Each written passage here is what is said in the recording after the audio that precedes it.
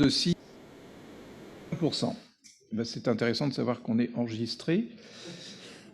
Alors, sur cette plaque qui est issue de la même méta-analyse, ne regardez pas forcément le tableau qui n'a pas tellement d'intérêt, mais surtout la carte qui est la carte du Malawi, où vous voyez que en fonction de l'incidence et du VIH et de la schistosomose, on arrive, quand on est sur des incidences élevées des deux côtés, donc c'est là où on est sur les provinces qui sont colorées le plus en bleu sombre. On arrive à une superposition très forte entre des hautes incidences de schisto et des hautes incidences de VIH.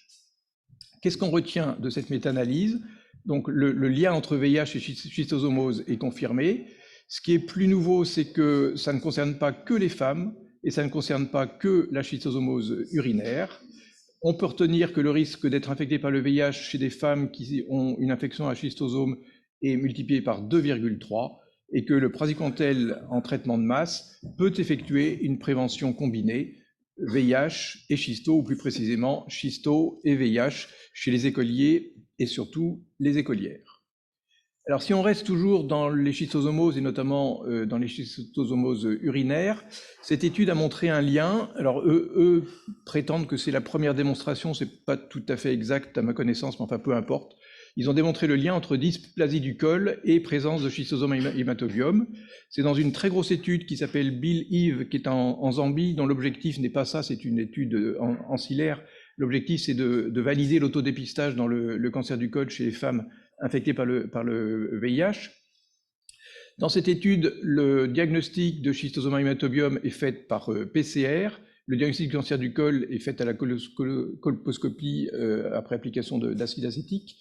Et donc le résultat des cours, c'est que chez les femmes qui ont un cancer du col et chez qui on a trouvé une PCR schistosome hématobiome positive, elles sont de 28%, et chez celles qui ont que, si je puis dire, un cancer du col, c'est seulement de 9%. Et donc l'odd ratio est quand même très confortable, à plus de 6 pour avoir un cancer du col quand on a une infection par schistosome hématobiome. Petite digression dans cette étude sur la physiopathe, alors qui n'est pas intégrée dans l'étude, hein, c'est juste de la spéculation. Et vous voyez sur ce schéma, en regardant les flèches en plein qui avancent des faits qui sont prouvés et celles qui sont en pointillés qui sont des hypothèses, ça passe, alors je n'ai pas le temps de le détailler, mais ça passe par l'inflammation, ce qui n'est pas une grande surprise, mais peut-être de façon indirecte aussi par le HPV, qui serait facilité par l'inflammation. Toujours dans cette ambiance schistosomose urinaire et cancer du col, cette étude s'est intéressée à rechercher des alternatives à la colposcopie classique pour le dépistage et du cancer du col et de la schistosomose urinaire. Donc c'est une revue systématique où ils ont évalué 3 types d'outils: des colposcopes portables, qu'on pourrait presque appeler des POC, Point of Care colposcopes, des smartphones, c'est assez original, et une caméra. Alors clairement, smartphone et caméra à travers le colposcope, ça marche pas. Définition beaucoup trop faible pour pouvoir reconnaître les lésions.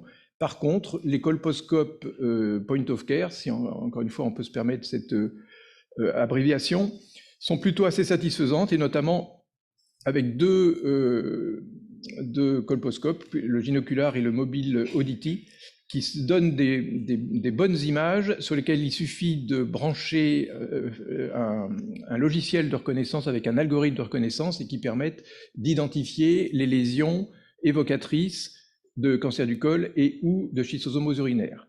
Et dans cette étude, il montre un certain nombre d'images qui ont été repérées par ces colposcopes.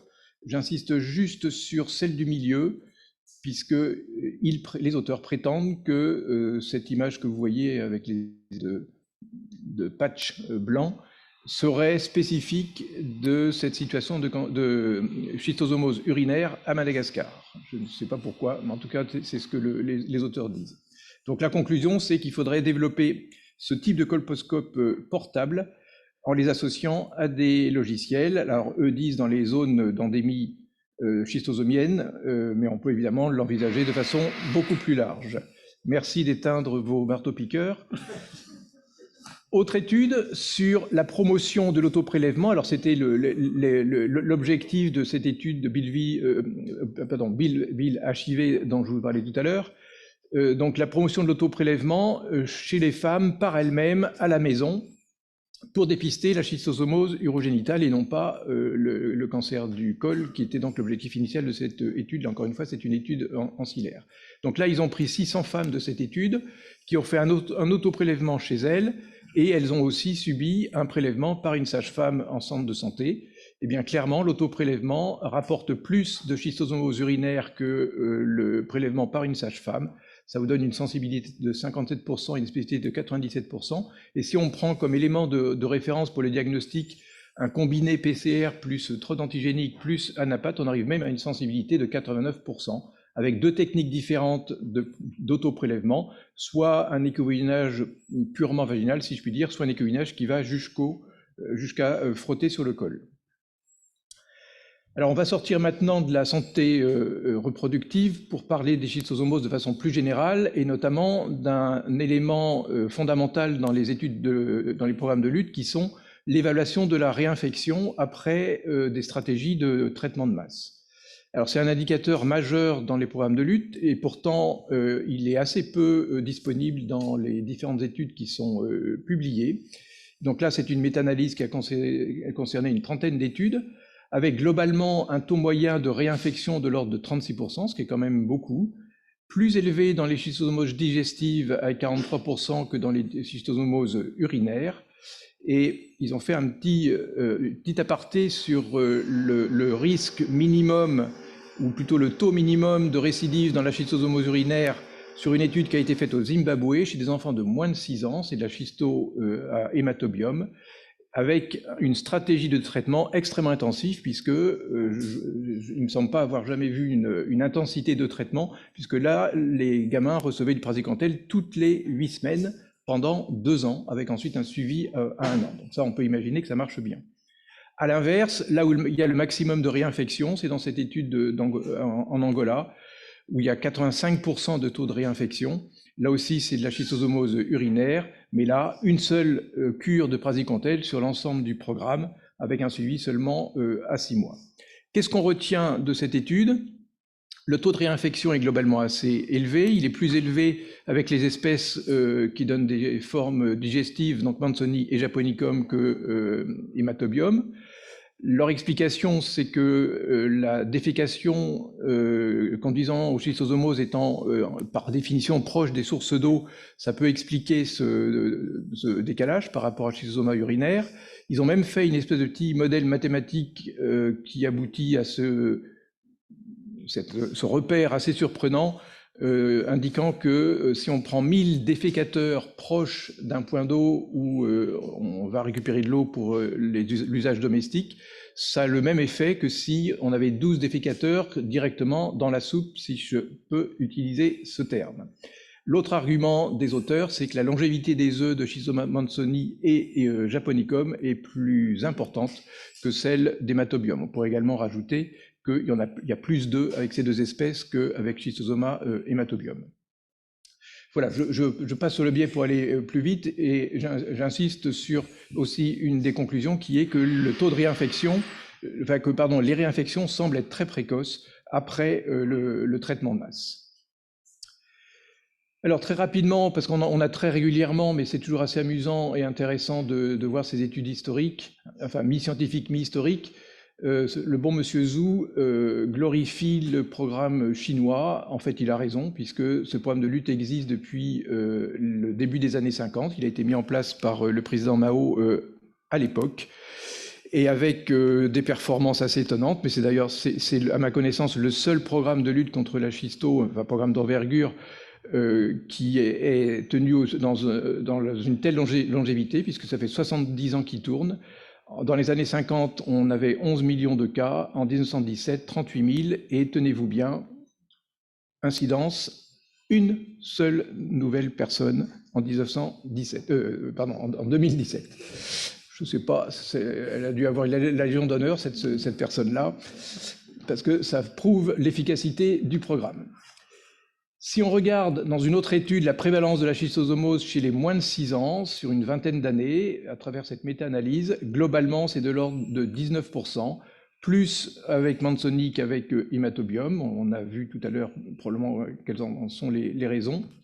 Mais ce qui est assez interloquant, c'est que sur l'ensemble des études, en Afrique de l'Ouest, en Afrique du Sud et en Afrique de l'Est, il y en a une seule en Afrique centrale, et pourtant Dieu sait si en Afrique centrale, on a de la schistosomose. Venons au péril fécal au sens plus strict du terme, avec cette étude sur les co-infections entre les géohelminthes et le paludis. C'est une méta-analyse en Éthiopie, où on a 13% de co-infection, un peu plus avec le vivax. Ça concerne les 3 parasites que vous voyez, avec un impact potentiel sur la grossesse et les enfants. Et tout ça milite pour une lutte intégrée. D'ailleurs, est-ce qu'on peut évaluer le bénéfice d'un traitement anti-helminthique de masse à dose unique chez les femmes enceintes au 2e trimestre? Eh bien, cette revue Cochrane s'y est attachée, et finalement, c'est un petit peu décevant, puisqu'il semble qu'il y ait certes une baisse de l'anémie, mais seulement de l'ordre de 15%, ce qui est quand même pas énorme. Une baisse de prévalence d'Ascaris et de Trichuris, mais pour ankylostome, ça ne semble pas aussi évident. Et il y a un bénéfice très incertain sur les conséquences qu'on a évoquées tout à l'heure de prématurité, de mortalité périnatale et de faible poids de naissance, et aucune étude sur l'efficacité à long terme. Une étude sur la cryptosporidiose avec une évaluation globale de la prévalence mondiale. Donc vous voyez que globalement, elle est assez élevée, avec des taux impressionnants en population générale au Mexique. Et puis, surprise, en Corée, je parle de la Corée du Sud évidemment, en population générale considérée comme étant en bonne santé, on a quand même 8% de prévalence de cryptosporidiose, ce qui fait quand même beaucoup. Et ça tombe bien parce que cette étude-là montre l'efficacité et les performances d'un TROD nouveau, pas encore commercialisé et qui pourrait coûter un certain coût, mais enfin on n'en est pas encore là, et qui fait jeu égal avec une technique également nouvelle, mais qui ne peut se faire que en laboratoire, et vous voyez des performances en termes de sensibilité, spécificité, etc., qui sont très proches par rapport à un gold standard combiné associant PCR, IFAT et ELISA. Alors, je passe très rapidement sur une prévalence globalement élevée d'Entamoeba, toute espèce confondue au Brésil. Le message à retenir, c'est que globalement, il y en a beaucoup au Brésil et que c'est très hétérogène, les États du nord et du centre-ouest étant les plus touchés.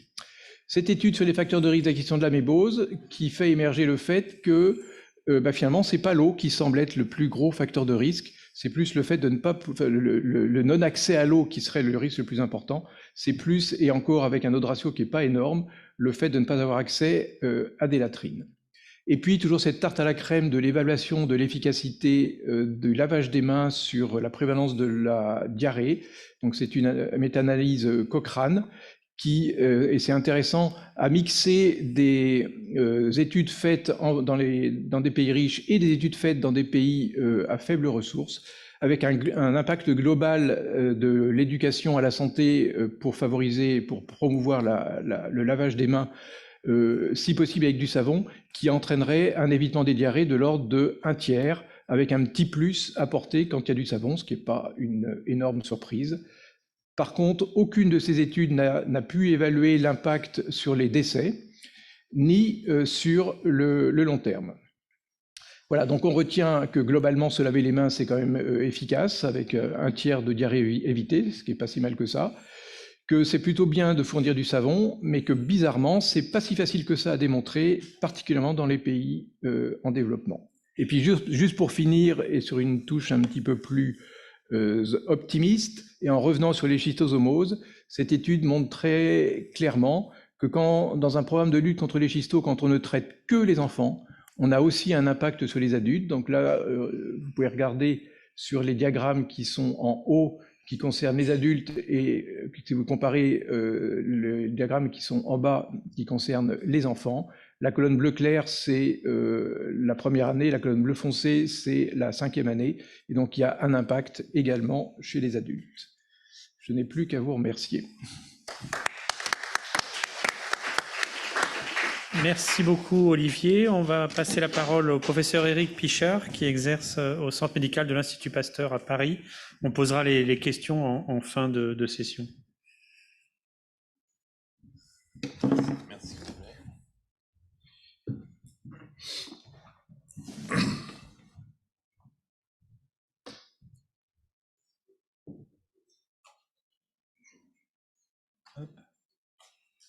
en haut. Et c'est des petits trucs ici.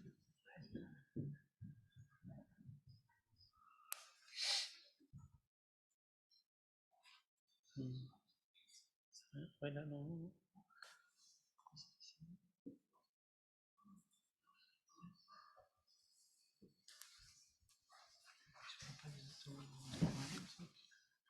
Sur celui-là.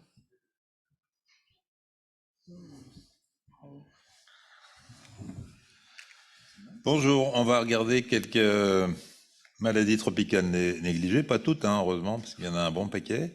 Donc j'ai repris un peu les infos depuis 2019 à 2021, parce qu'on n'a pas eu d'actualité du Pharaon l'année dernière, et donc il y avait plusieurs choses intéressantes qui étaient passées en 2019. Donc on peut aller par là.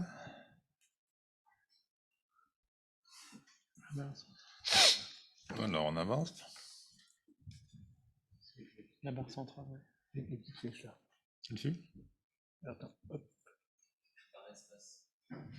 Alors pour la lèpre, un travail qui est assez surprenant, qui a été fait donc dans un village de lépreux, en zone amazonienne.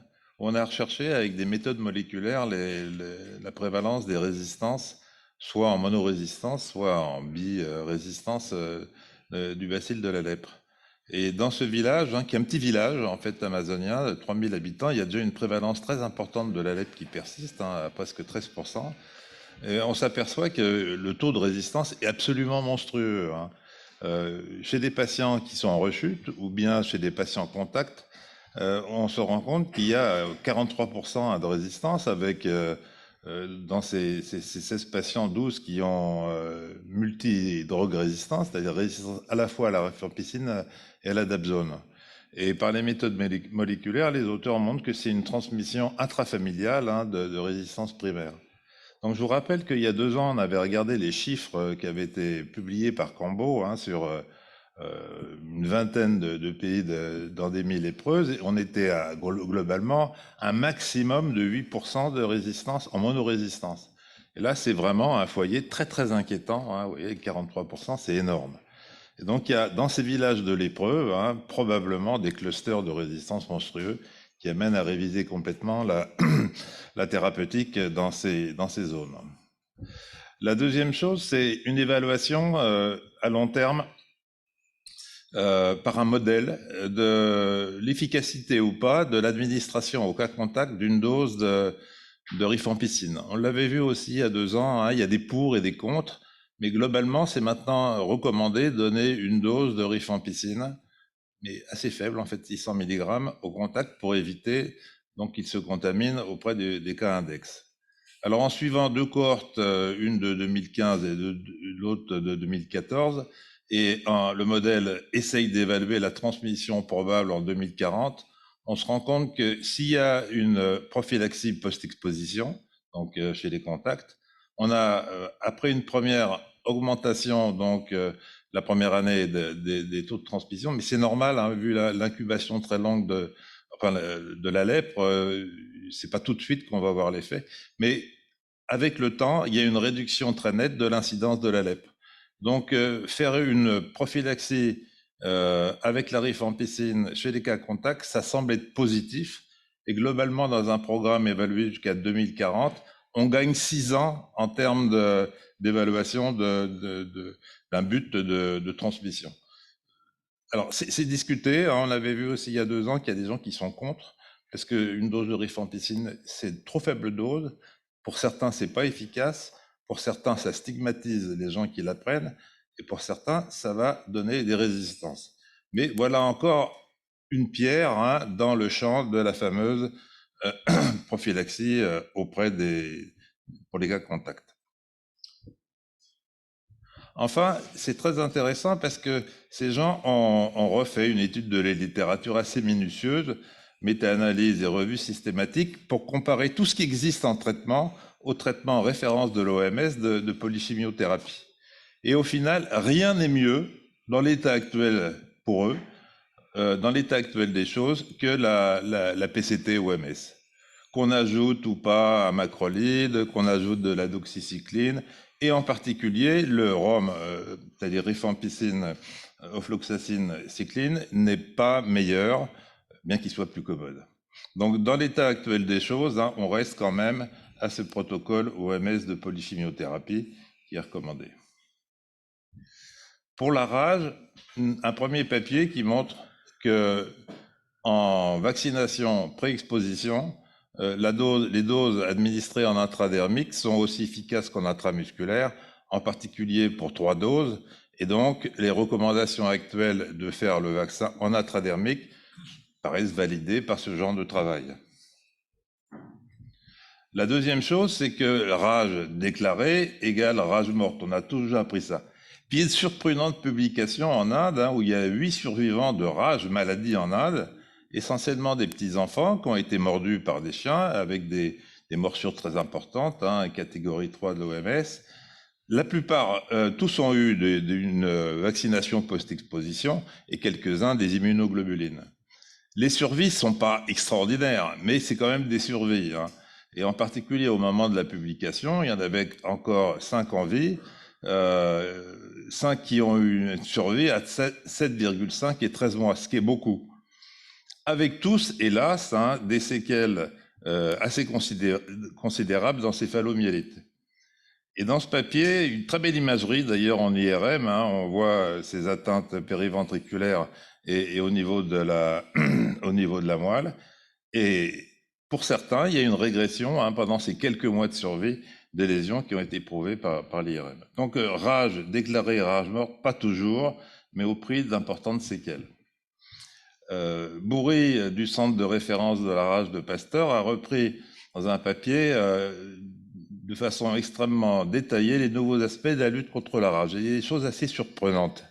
La première, c'est qu'en matière de transmission de la rage chez les chiens, on s'aperçoit que le R0, donc la capacité de transmission, est très faible, hein. Elle est souvent aux alentours de 1 et même parfois inférieure à 1. Et donc on devrait avoir, pour une efficacité dans les programmes de vaccination des chiens enragés, un taux de couverture vaccinale de 10 à 40% qui devrait suffire. Or, il faut au moins 70% de taux de couverture vaccinale chez les chiens. Et donc c'est très étonnant, et par des méthodes moléculaires et épidémiologiques, il est analysé les différentes autres raisons pour expliquer ce paradoxe. En particulier la réintroduction des chiens par les hommes, qui va réalimenter le pool donc de chiens enragés en milieu rural ou en milieu semi-rural, régulièrement, réalimentation donc en chiens enragés, contrairement à une diffusion qui est plutôt par contiguïté entre chiens dans les milieux urbains. La deuxième point intéressant dans ce papier de Bourri, c'est de réinsister sur les protocoles raccourcis en matière de prophylaxie post-exposition. Il rappelle le protocole Croix-Rouge thaïlandaise où tout est en intradermique bien sûr, mais seulement sur un mois avec, vous voyez, J0, J3, J7, J28, 4 doses, mais surtout redétailler le protocole de l'Institut Pasteur du Cambodge où on a encore raccourci, vous voyez, entre les 20 piqûres de Pasteur, puis ensuite des protocoles sur un mois, on arrive à un protocole sur une semaine, hein, J0, J3, J7, qui est validé par l'OMS, avec bien évidemment une meilleure observance et une diminution des coûts. En termes de prophylaxie post-exposition, les anticorps monoclonaux, quand il y en a, effectivement, se montrent plus puissants et plus efficaces que les immunoglobulines humaines ou animales. Et il rappelle donc qu'en Inde, il y a deux thérapies qui sont autorisées, hein, une avec un anticorps monoclonal et l'autre avec 2 anticorps monoclonaux. Et enfin, chez l'animal, de façon expérimentale, un traitement par un cocktail d'anticorps monoclonaux humains, administré par voie veineuse ou intraventriculaire, chez la souris, a été capable de traiter, d'empêcher la rage maladie, donc de traiter réellement un animal. Donc il y a un espoir quand même de pouvoir un jour traiter les rages déclarées et de sauver les gens. En matière de dengue, il y a un papier qui est sorti la semaine dernière, qui est un papier australien et qui montre que lorsque on infecte des Aedes aegypti avec des Wolbachia, qu'on les libère dans les villages, dans les campagnes, eh bien, il y a un très bon effet pour limiter la population donc d'Aedes. C'est efficace, en particulier parce qu'avec cette méthode, c'est des mâles hein, qui sont traités, donc ils ne piquent pas les humains, il n'y a aucun risque de transmettre des Wolbachia à l'homme. Et pour les femelles, donc il n'y a pas d'éclosion des œufs. Donc une bonne méthode de lutte antivectorielle qui a d'ailleurs été essayée avec cette même technique d'insectes incompatibles dans d'autres pays, en Californie, vous voyez, en 2020, un papier qui est assez détaillé aussi en Malaisie et encore mieux en Indonésie, où là, il y a vraiment des chiffres qui nous intéressent, c'est les chiffres de la conséquence sur la transmission de la dengue. Et effectivement, il y a une réduction de l'incidence de la dengue avec ces lâchers de mâles d'Aedes transfectés avec des Wolbachia.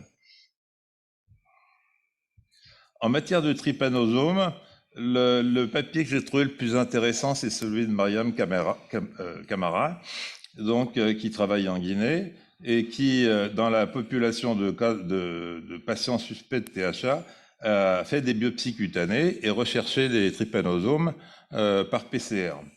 Et on observe les choses suivantes. Lorsque les gens sont simplement négatifs, ils ont un 4 négatif, les suspects cliniquement, on ne trouve pas de trypanosome brucei gambiacé dans la peau, parce que c'est une zone de gambiacé. Quand ils sont séropositifs sans parasitémie, il y a 100% des patients qui ont des trypanosomes dans la peau. Et chez les séropositifs avec une parasitémie classique, la présence du trypanosome dans le sang, eh bien, ils sont 100% dans la peau. Et lorsqu'on traite les patients, ou bien on attend simplement chez les non-traités et on refait des biopsies, on a une négativation en 6 à 20 mois. Alors c'est très intéressant cette présence de trypanosome dans la peau, puisque ça peut expliquer les symptômes cutanés précoces, ça peut expliquer les transmissions, ça peut expliquer la persistance de la maladie dans une population, et en fait ça pourrait aussi servir de cible de diagnostic. Un papier très intéressant reprend tous les traitements de trypanosome depuis le début du siècle nôtre, hein, depuis 20 ans. Alors, bien évidemment, les traitements classiques, c'est pas le plus intéressant, mais surtout les traitements Perros, avec un rappel sur les furamédines, qui étaient un espoir, mais qui se sont montrés trop toxiques pour être utilisés. Le fexinidazole, hein, bien sûr, Perros, qui est actif sur les 2 stades donc, de brucei gambiacé. Et il est tout à fait logique hein, de rappeler que la publication, le guide thérapeutique de l'OMS de 2019 recommande dans certaines indications l'utilisation Perros de fexinidazole, qui est un énorme progrès. Enfin, l'acosiborole aussi est un espoir puisque il y a une demi-vie très longue et ça permettra un traitement Perros en monodose, qui est assez extraordinaire. À propos du fexinidazole, il y a un autre papier qui montre que c'est pas si terrible que ça en matière de toxicité, avec une toxicité qui peut être au niveau de la lignée sanguine ou du foie, mais c'est essentiellement dans le fexinidazole qui est donné pour la maladie de Chagas, donc à des doses beaucoup plus importantes et beaucoup plus prolongées. Pour revenir sur le Chagas, un papier intéressant dans le Chaco bolivien où les auteurs ont testé un test de diagnostic rapide comparé à Gold Standard et l'ELISA. Bonne sensibilité, bonne spécificité, donc pratique, efficace donc pour le dépistage de terrain, donc un espoir de diagnostic TROD. Mais ce qui est très intéressant, c'est que moi, ce qui m'a vraiment époustouflé, hein, c'est la prévalence dans cette population de la maladie de Chagas. Hein. Vous voyez que chez les adultes, il y a plus de 57% de gens qui sont positifs en ELISA. Donc, vraiment l'épicentre mondial et peut-être universel de la maladie de Chagas dans ces populations donc, boliviennes. Ça, on le savait déjà, mais c'est des chiffres effrayants. Pour l'infection à Mycobacterium ulcerans, lors d'études dans un modèle murin qui étudie les rifamycines et la clarithromycine, ce qui paraît logique, il y a rien de nouveau là-dessus, eh bien, les différentes rifamycines sont analysées en termes d'efficacité. La rifapentine, c'est mieux que la rifampicine, donc ça pourrait la remplacer et peut-être raccourcir les traitements actuels du Chagas, de Mycobacterium ulcerans, qui sont quand même un petit peu longs. Et enfin, les doses de rifampicine chez l'animal sont meilleures lorsqu'elles sont importantes. Mais regardez, 40 mg par kilo, hein, c'est quand même 4 fois plus que dans la tuberculose. Il faudrait avoir la tolérance. Donc il y a possibilité là d'avoir une amélioration de la prise en charge des ulcères de Buruli, mais avec des doses plus puissantes qui sont évoluées, ou la rifampicine qui est beaucoup plus chère. Alors, en termes d'épidémiologie, ce papier est intéressant parce qu'il montre dans le schéma en haut à gauche, en diagramme en bâton, qu'il y a une diminution quand même du Buruli, en particulier dans la région africaine. Et puis à droite, hein, sur le diagramme, on voit qu'il y a une augmentation, donc plutôt en Australie. Et quand on regarde donc une cartographie, on retrouve bien sûr hein, ce qu'on connaît, c'est-à-dire les cas de Buruli essentiellement dans le golfe de Guinée et en RDC. Alors pour l'Australie, on avait vu hein, il y a 2 ans ces cas assez incroyables dans l'État de Victoria, dans une petite péninsule où il y a énormément d'ulcères de Buruli, mais chez des adultes, beaucoup diabétiques, alors qu'en Afrique, c'est plutôt des enfants. Mais il y a une augmentation réelle du Buruli en Australie.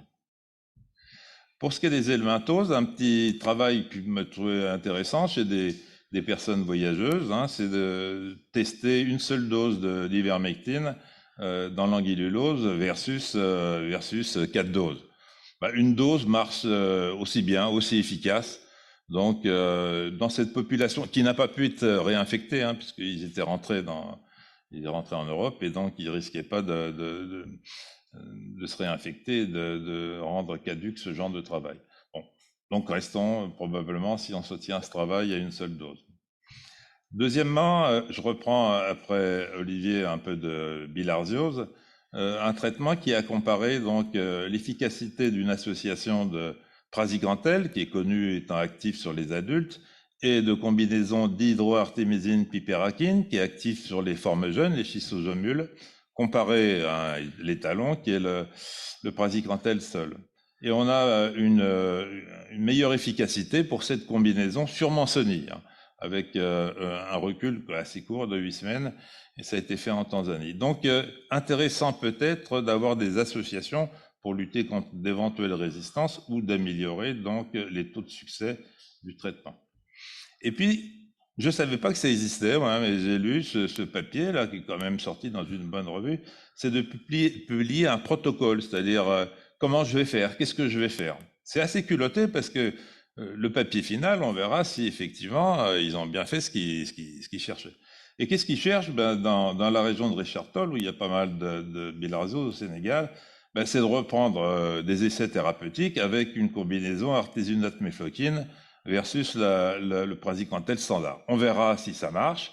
Et il est promis dans ce travail de mettre aussi au point une nouvelle méthode de diagnostic rapide avec moléculaire et d'évaluer l'utilisation de ces antipaludiques pour la bilharziose, mais d'évaluer l'efficacité collatérale sur le paludisme. Et puis, dans le New England, il y avait un cas clinique intéressant d'un Indien de 18 ans qui présentait des convulsions, des kystes un peu partout, testicules, oculaires. Et puis on fait une IRM, on voit ça, et le patient meurt alors qu'il était sous corticoïdes antiépileptiques. Ça vous dit quelque chose? Oui, bien sûr, ça dit quelque chose. La sérologie était positive pour la cysticercose. Et donc c'est quand même assez étonnant de voir cette dissémination considérable des kystes. Tout ça pour simplement vous montrer une dernière information, c'est que vient de sortir le guide de prise en charge de la neurocysticircose de l'OMS, et qui est extrêmement bien fait, extrêmement précis, vraiment utile pour le praticien, avec des choses qui ne sont pas très nouvelles, mais qu'il fallait redire, en particulier que l'IRM est meilleur que le scanner, sauf pour les toutes petites lésions calcifiées. Deuxièmement, que le traitement, c'est toujours albendazole plus corticoïde, mais il y a des précisions sur les doses selon la diffusion des lésions. Que les antiépileptiques sont nécessaires même dans des toutes petites lésions actives, au moins 6 mois, et même plus lorsque c'est multilésionnel. Et enfin, qu'il n'est pas nécessaire d'appliquer un protocole différent pour traiter ces neurocysticircoses, chez les patients VIH ou non VIH. Je vous remercie. Merci beaucoup, Éric. J'appelle le troisième orateur, le professeur Éric Côme, chef de service du service des maladies infectieuses et tropicales de la Pitié-Salpêtrière à Paris, qui va nous traiter des infections sexuellement transmissibles.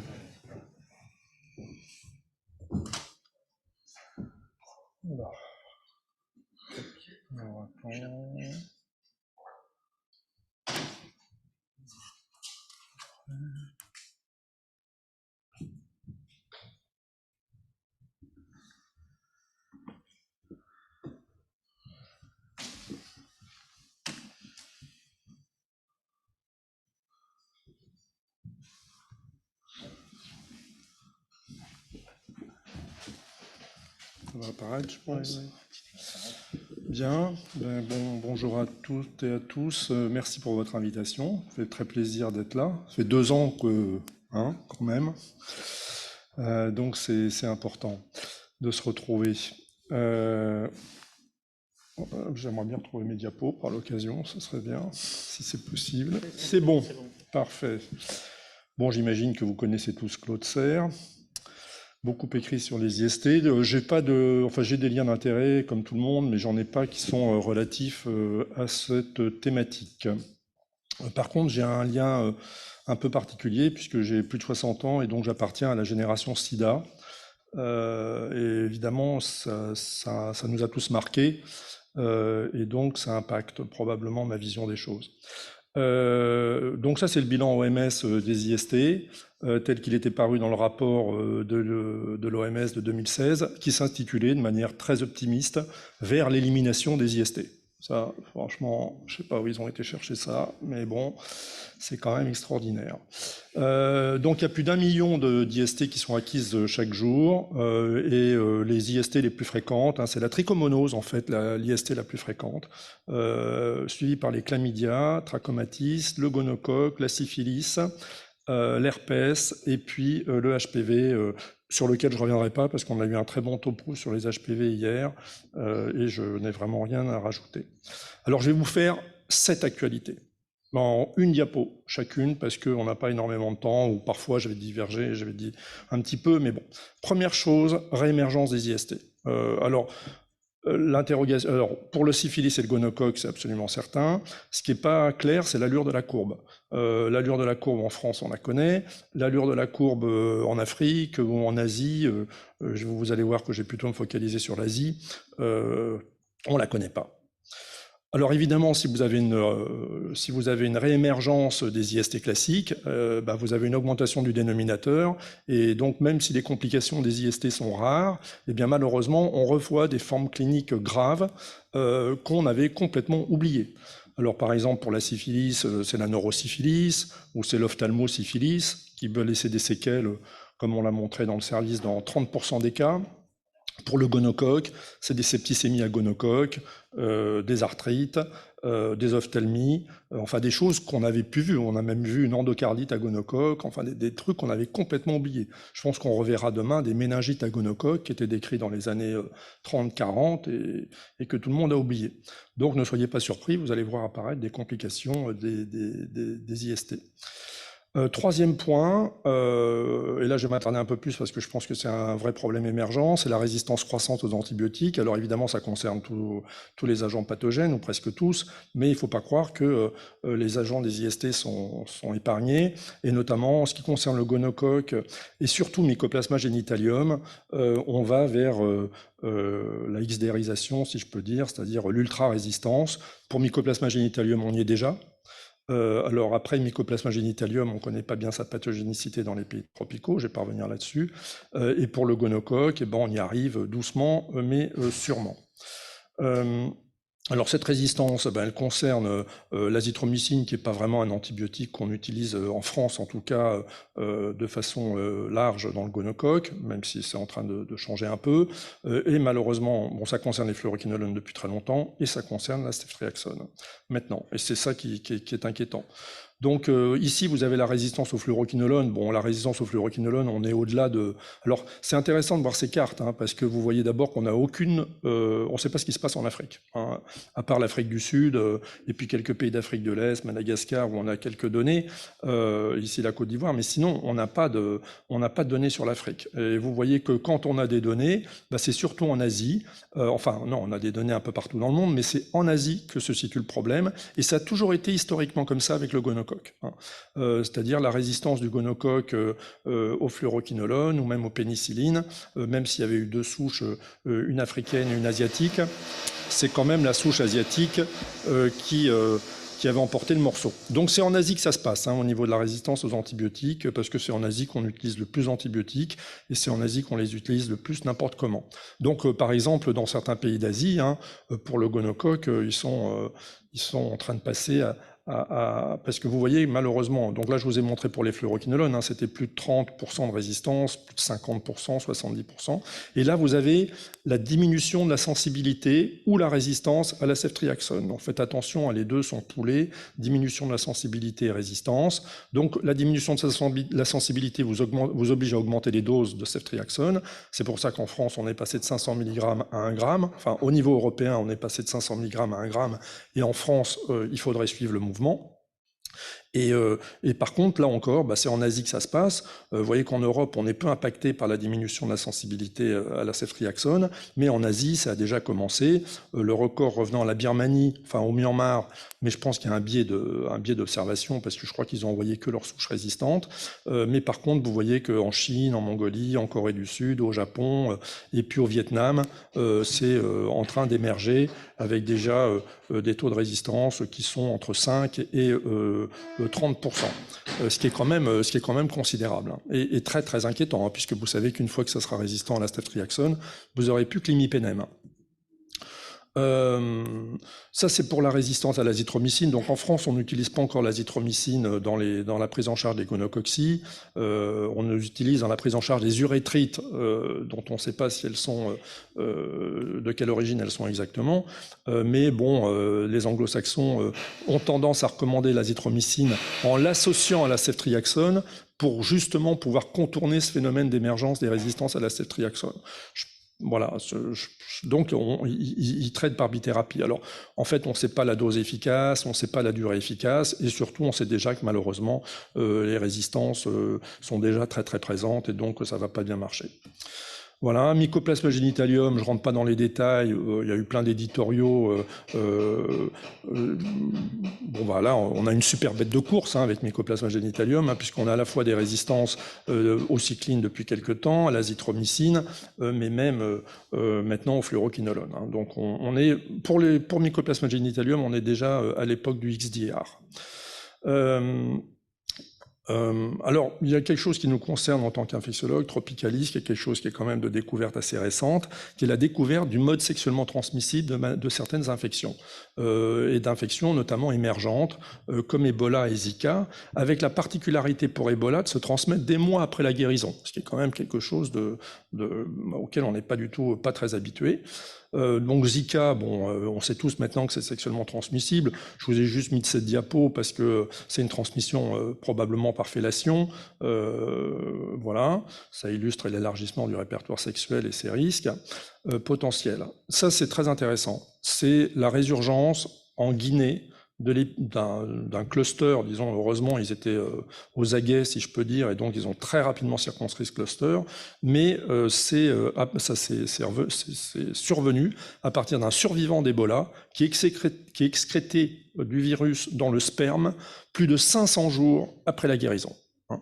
Donc voilà, Ebola c'est une maladie qui fatigue beaucoup, je pense qu'ils ont une asthénie sexuelle qui reste assez prolongée après Ebola pour les survivants, mais bon à un moment effectivement ils s'y remettent, et là c'est un problème, hein.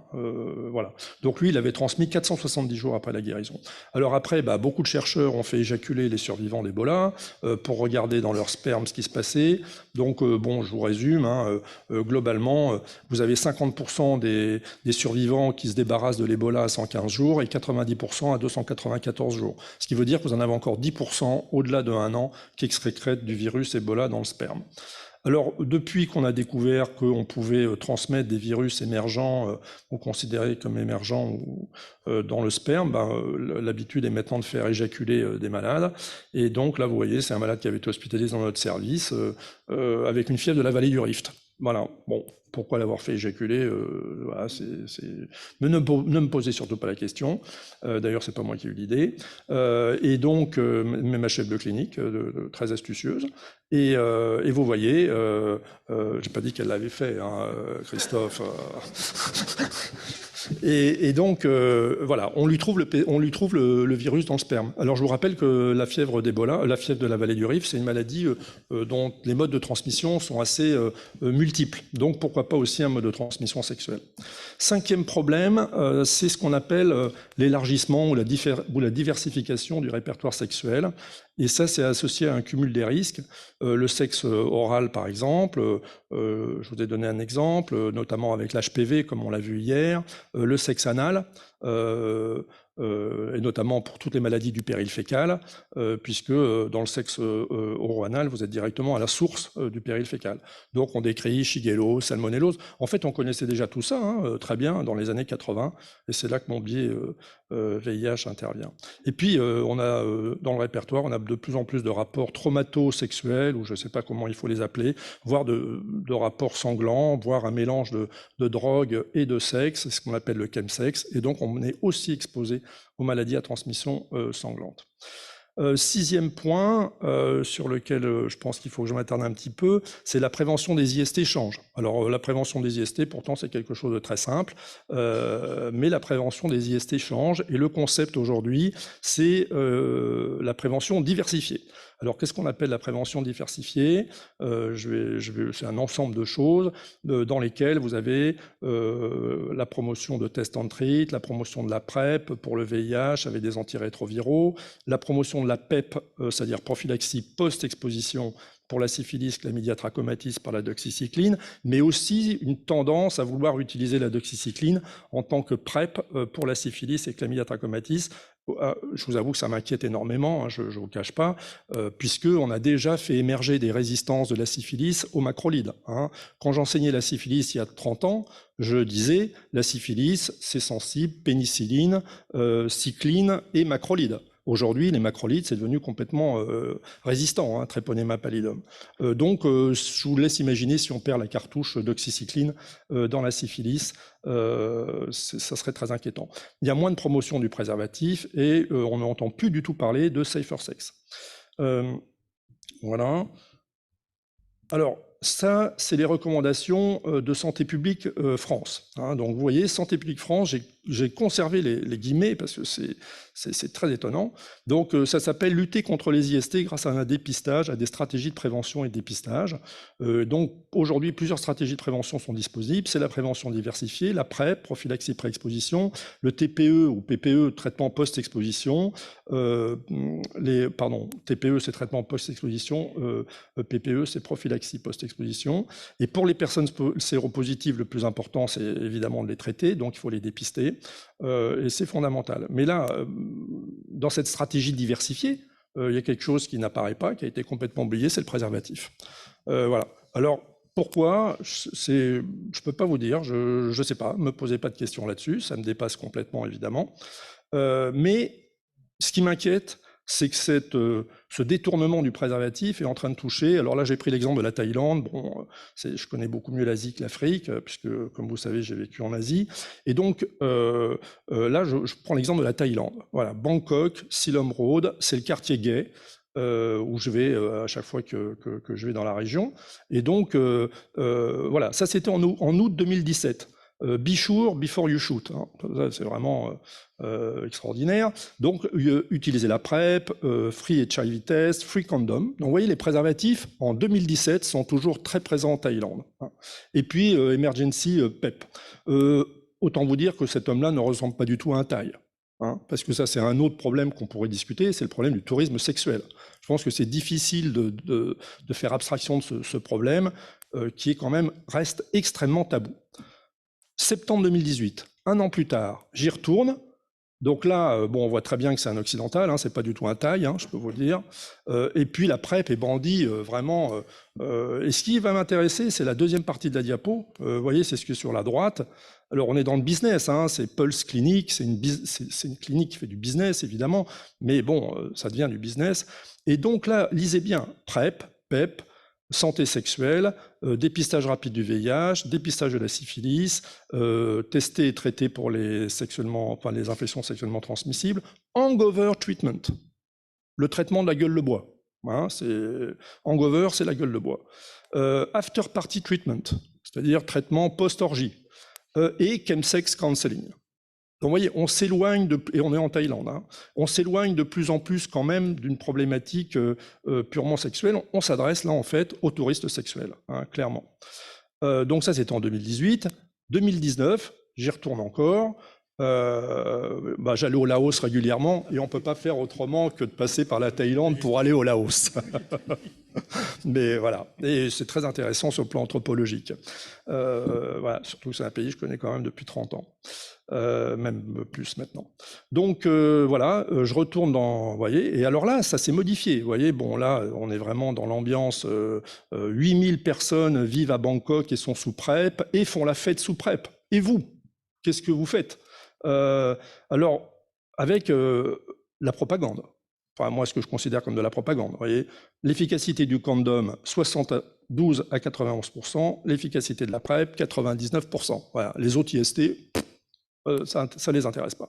Voilà. Et donc, on a quasiment l'argument, qui est un argument commercial. Je fais très attention. PrEP, better than condom. Ce qui est quand même un message, à mon avis, très dangereux. Hein, voilà. Surtout quand on connaît le coût des traitements respectifs, évidemment. Hein. Le condom ne valant pas un clou. Alors, c'est d'autant plus intriguant en Thaïlande que la Thaïlande a été le paradis du préservatif. Enfin, le paradis du préservatif, c'est le Japon, mais la Thaïlande a quand même été à l'avant-garde. Alors ça, c'est là, je mets ma casquette d'ancien spécialiste du sida. Dans les années 70-80, en Thaïlande, il y avait un ministre du Travail qui s'appelait Mechai Viravaidai, dont vous avez le portrait ici, qui a écrit un livre, si ça vous intéresse, en anglais, From Condoms to Cabbage, et on l'appelait le roi du préservatif. Hein, et c'est grâce à des hommes comme ça que la Thaïlande a échappé à la vague épidémique de sida qui a submergé beaucoup de pays d'Afrique. Voilà, alors évidemment, il y a des échecs de la PrEP. Bon, de manière... Alors, là, j'ai pris un exemple, c'est un Thaï male sex worker, hein, donc c'est un prostitué thaïlandais qui raconte, bon, enfin, c'est pas lui qui raconte, c'est les médecins qui l'ont pris en charge, comment il a attrapé le VIH malgré la PrEP qui était payée par son client masculin. Voilà, je rentre pas dans les détails, mais bon, voilà à quoi on s'expose éventuellement dans des pays comme ça. Alors, il a été traité, vous voyez, par AZT, 3TC, ritonavir, lopinavir, hein, donc un vieux traitement, mais il était résistant aux autres. Voilà, donc c'est possible. Et puis 7e point, alors c'est un point plus philosophique, c'est à propos de la répétition de l'histoire. Donc la répétition de l'histoire, c'est quelque chose qui a été énoncé par Thucydide, le premier en 4 siècles avant Jésus-Christ, après l'épidémie de peste d'Athènes, qui n'était pas une épidémie de peste d'ailleurs. Mais bon, j'ai pris un auteur plus moderne, si on peut considérer que c'est un auteur, Winston Churchill, un peuple qui oublie son histoire est condamné à la revivre. Et pourquoi je vous parle de ça? Parce que j'ai l'impression de revivre exactement ce que j'ai vécu dans les années 70-80. Dans les années 70-80, ça c'est la roue de l'histoire, si je peux dire, telle qu'on l'a vécue. Nous, hein, notre génération, Olivier, Eric, etc. Donc 1950, première publication de syphilis chez les hommes qui ont des relations sexuelles avec les hommes. Les années 60-70, épidémie de syphilis chez les gays. Début des années 80, on commence à voir les premières, ce qu'on a appelé à l'époque le gay-Bowel syndrome, c'est-à-dire toutes les maladies du péril fécal qui étaient transmises par relations sexuelles oro-anales, avec des épidémies de salmonelle, shigellose, etc. À l'époque, c'était sensible, hein, maintenant c'est devenu résistant. Et puis après, on a eu l'épidémie de sida. Donc on a eu cette séquence syphilis, gay-Bowel syndrome, sida. Et puis après, évidemment, le sida a été très efficace sur la prévention des IST, surtout qu'on n'avait pas de traitement. Et puis là, on retombe dans le même truc, hein, des épidémies de syphilis chez les gays. Là, maintenant, c'est plus difficile à contrôler parce qu'il y a les sites de rencontres qui facilitent ça, il y a le chemsex qui vient compliquer ça. On revoit des gay-Bowel syndrome avec la différence que maintenant, c'est résistant aux antibiotiques. Et évidemment, on ne sait pas ce qui va sortir de tout ça.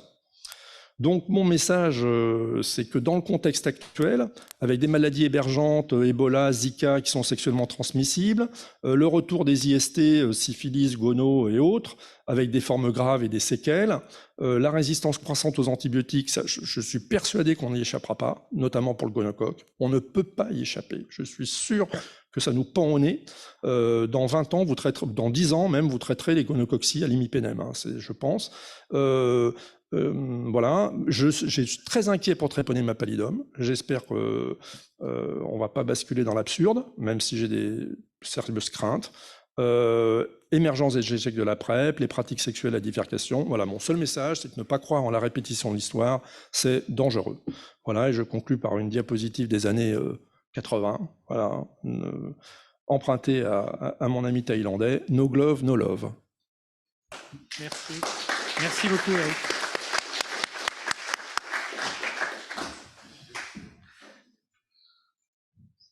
Oui, maintenant, je vais prendre la main pour vous présenter l'actualité des fièvres hémorragiques virales africaines. Alors, tac.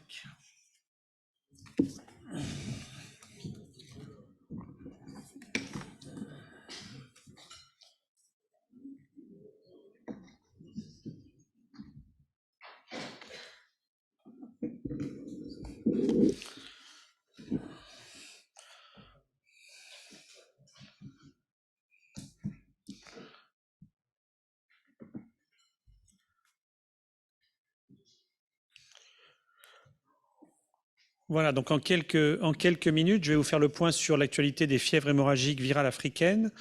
Donc, effectivement, ces maladies émergentes qui ont été un petit peu occultées par la pandémie du Covid-19 sont des maladies qui posent toujours des problèmes.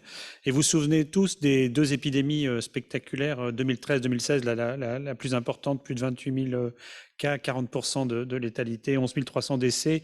Et puis les deux épidémies plus récentes en RDC, avec plus de 2200 morts. Ces épidémies spectaculaires, dramatiques, ont permis de faire passer la maladie à virus Ebola du statut de maladie tropicale négligée à celui de maladie émergente qui a intéressé les pays riches. Et on a beaucoup appris, bien sûr, puisque pour la première fois, on avait beaucoup de patients. Et donc, la recherche a été active et on a progressé en termes de prise en charge, d'outils diagnostiques, de surveillance épidémiologique, et puis de thérapeutique et même de vaccination. Et c'est ce que je voulais vous présenter, puisque l'an dernier, on n'a pas pu échanger sur cette thématique. Et donc, il y a quelques avancées intéressantes, même si elles sont médiatiquement un peu occultées actuellement par la pandémie, mais pour les spécialistes, ça reste des choses importantes.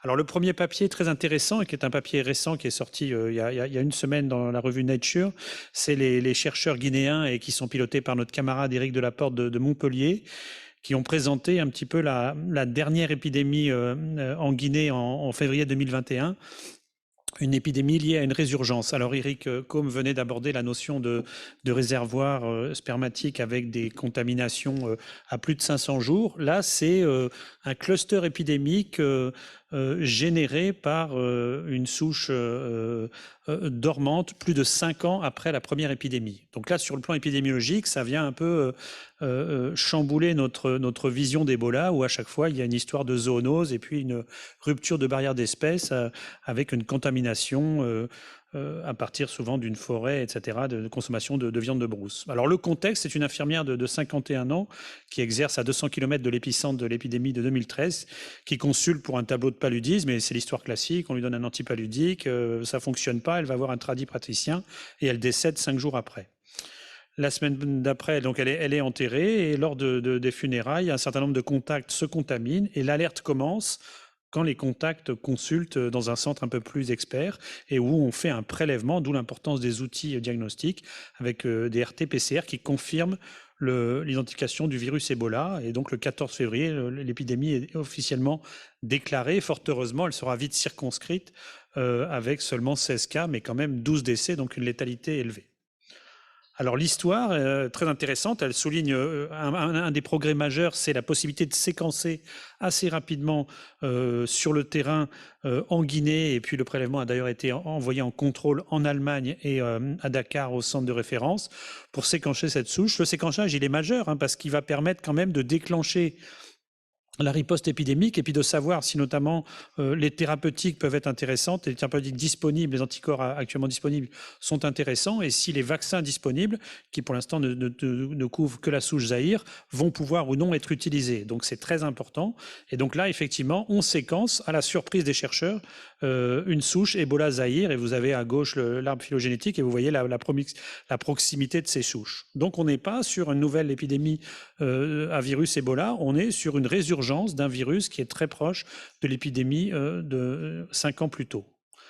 Alors, comment expliquer le phénomène? Eh bien, il s'agit probablement d'une réactivation d'une souche de virus Ebola indolente chez un survivant. Et donc, c'est cette notion de réservoir avec la possibilité de réactivation. Alors, quel en est le mécanisme? Est-ce que c'est sexuellement transmissible? Marie de la patiente est tombée malade et n'avait pas d'antécédent de maladie à virus Ebola. Dans sa famille, il y avait eu beaucoup de décès lors de la première épidémie et les contacts autour n'ont pas posé de problème plus récemment, en dehors de ceux qui ont assisté aux funérailles et dont certains sont décédés. Est-ce que c'est un contact avec des fluides biologiques d'un patient, puisque cette infirmière exerçait dans un centre médical, mais elle avait aussi des activités informelles de soins en zone rurale? On n'a pas mis la lumière sur le mécanisme, mais toujours est-il que 5 ans après, cette situation alimente un cluster épidémique. Alors, quelles sont les leçons à tirer de cet épisode quand même exceptionnel? Un premier intérêt, l'intérêt de la surveillance génomique de terrain. Donc, effectivement, on avait mis beaucoup de chercheurs sur le terrain, beaucoup de moyens pendant l'épidémie de 2013-2016. Il est évident qu'après, il faut laisser des moyens et il va falloir conserver cette expertise pour surveiller activement les cas suspects. Et vous savez que la maladie à virus Ebola, ça ressemble au paludisme dans sa présentation clinique. Donc cette notion de résurgence tardive, il faut quand même être prudent, elle reste exceptionnelle, mais elle pourrait provoquer des clusters. Alors, elle pose un deuxième sujet qui est très important et qui est souligné dans le papier, c'est l'importance du suivi prolongé des survivants. Ces survivants, le réservoir potentiel en Guinée, c'est 17 000 personnes. Ils ont été suivis dans la cohorte post-Ebogi, dans quelques travaux, mais ils sont suivis 1 an, 2 ans. C'est assez compliqué de les suivre sur le long terme. Donc, faut-il modifier ce suivi? Probablement qu'il faut monitorer un peu plus sur le plan des anticorps, sur le plan virologique. Ça pose la question de la discrimination. Si on fait passer ce message, ça veut dire que le survivant est à risque de réallumer une épidémie et donc il peut y avoir une discrimination. Donc il y a une composante sociale problématique également. Ça pose la question d'un vaccin potentiel. Est-ce que ces sujets qui ont fait une infection naturelle à virus Ebola pourraient disposer d'un vaccin qui permettrait de prolonger leur immunité? C'est ce qu'on fait pour la Covid-19. Et est-ce qu'il ne faudrait pas vacciner leurs contacts pour qu'en cas de rapport sexuel ou de contact avec des fluides biologiques, il n'y ait pas de cas secondaires? Ça pose des questions très intéressantes sur le plan technique. Et puis, bien entendu, ça légitime l'intérêt d'un antiviral. Je vais parler un peu après des thérapeutiques. Nous n'avons toujours pas d'antiviral efficace contre le virus Ebola. Et donc, effectivement, un antiviral qui pourrait être un comprimé, une voie orale, serait très intéressant pour éradiquer les réservoirs. Donc, il y a encore beaucoup de travail, même si on progresse vite, sur la connaissance de cette maladie à virus Ebola. Deuxième papier intéressant, et c'est aussi un papier réalisé en Guinée, et là qui s'est intéressé à la prévalence de l'infection. Donc c'est vrai que c'est une question qui intéresse tout le monde. Depuis 1976, où on avait fait les premières études de séroprévalence, on s'intéresse à la séroprévalence des contacts, de quelques études pilotes en population générale et chez les donneurs de sang. Malheureusement, très souvent, on a des problèmes techniques avec les sérologies, et puis on a aussi finalement un manque de données. Et là, les auteurs ont employé une méthodologie un peu plus rigoureuse et plus informative, puisqu'ils ont pris en compte les contextes cliniques avec la notion de sujet asymptomatique ou post-symptomatique, même si ce n'est pas toujours archi évident. Et donc, on avait dans la littérature des chiffres oscillant entre 1 et 46%, et vous allez voir que ce travail récent apporte des données tout à fait informatives. Donc ce travail, c'est un travail issu de la cohorte post-Ebogi en 2017-2018. C'est une étude rétrospective menée en Guinée. 1721 contacts de plus de 7 ans non infectés antérieurement par le virus qui ont rempli des questionnaires et qui ont bénéficié de prélèvements sanguins avec une recherche d'anticorps, avec des techniques assez robustes et validées dans plusieurs centres internationaux. Au total, 1390 cas d'âge médian 26 ans. Et on regarde le taux de séropositivité, 8,33% chez les asymptomatiques et 3,3% chez les paucisymptomatiques. Donc ces données sont quand même intéressantes quand on s'intéresse à la maladie à virus Ebola. Ça donne des estimations. Et puis, ce qui est intéressant dans ce travail, c'est cette séropositivité, elle est statistiquement et significativement associée à la participation à des funérailles. Donc là, on sait tous que c'est, bien sûr, ces rites funéraires, un accélérateur de l'épidémie. Mais là, ça vient à être validé à nouveau. Et puis également, le risque était plus élevé chez les gens qui étaient en contact avec du sang ou les liquides biologiques d'un cas infecté. Et d'ailleurs, vous voyez dans ce tableau récapitulatif, le risque relatif d'avoir une sérologie positive à virus Ebola est 2 fois supérieur que l'on soit asymptomatique ou paucisymptomatique si on a été à un enterrement d'un cas index. Et donc, ça vient légitimer la stratégie des rites funéraires accompagnés avec une prévention, un accompagnement des familles pour limiter le risque, ce qui est donc rassurant dans notre stratégie de lutte. Donc les enseignements, c'est que finalement, là, on a un taux significatif d'infection à virus Ebola parmi les contacts. Et donc là, on comprend mieux un peu la maladie et la notion de contact. On valide complètement le risque des rites funéraires non encadrés. Et bien sûr que c'est une notion c'est une question qui doit être posée systématiquement devant un cas suspect. Vous savez que c'est pas toujours facile, notamment en importation, d'évaluer l'exposition au risque de la maladie à virus Ebola. En revanche, le rôle des sujets contacts dans la chaîne de transmission n'est pas encore complètement élucidé. Sur le plan thérapeutique, vous vous souvenez bien sûr de la létalité d'Ebola, entre 40 et 70% selon les épidémies. On sait que depuis 2014, ce qui est le plus important, c'est le traitement symptomatique, ce qu'on a appelé le traitement de support, avec notamment la réhydratation, la qualité des soins qu'on va pouvoir mettre en œuvre. C'est l'essentiel quand même de la prise en charge. Et puis, on a des traitements spécifiques qui ont été étudiés en 2013-2016 avec des études de terrain de qualité moyenne, mais qui ont quand même apporté des choses. Qu'en est-il aujourd'hui? Que reste-t-il des produits prometteurs utilisés en 2014? Les antiviraux, c'est maintenant complètement fini. Remdesivir, favipiravir, c'est non dans la maladie à virus Ebola. Le plasma de convalescence, c'est décevant et donc c'est non. Et donc on a des anticorps monoclonaux qui sont la piste prometteuse. On avait notre ZIDMAP américain qui est désormais abandonné, qui est considéré comme le comparateur.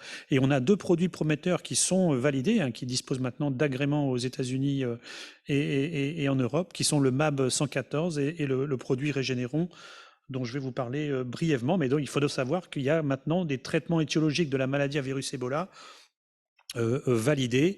Alors, c'est pas magique. Le Régénéron, par exemple, c'est un cocktail de 3 anticorps monoclonaux. Dans les études menées sur le terrain, par rapport à une comparaison standard of care plus ZMAP, la létalité a été réduite de 17,8%. Voilà, donc on a l'impression que ces anticorps monoclonaux, ça apporte quelque chose, mais je vois Éric Pichard qui fait la moue.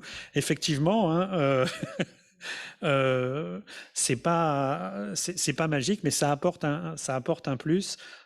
Et donc, en tous les cas, ça a été validé par les différentes instances, et notamment aux États-Unis. Le Régénéron est homologué depuis le 14 octobre 2020.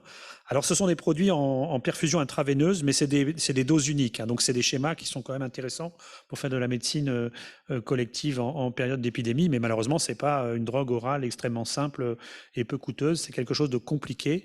Toujours est-il que c'est les produits qui sont utilisés en zone d'épidémie actuellement qui sont recommandés, avec des stocks internationaux qui sont conservés à Genève et des possibilités d'importation de ces produits chez nous en France via l'Agence nationale du médicament et des procédures un petit peu particulières. Le deuxième produit est un produit qui a été développé au Congo. C'est un anticorps humanisé monoclonal qui s'appelle Ebanga, et c'est des travaux issus des premiers malades de 1976 de Kikwit, avec la réalisation de travaux qui ont validé aussi une réduction de la létalité.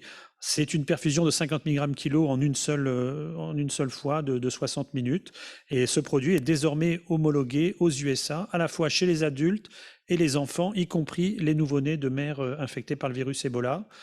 Donc c'est un produit quand même intéressant, mais les limites, c'est qu'il est efficace sur les souches zaïre du virus Ebola. Donc attention, hein, il faut quand même à chaque fois être bien certain du diagnostic, et donc on n'a pas pour l'instant une thérapeutique extrêmement large. Ça pose quand même des questions, et donc je renvoie au fait qu'effectivement la prise en charge symptomatique demeure le pilier de la réponse thérapeutique, hein, malgré des avancées intéressantes, et ça va sans doute s'accélérer.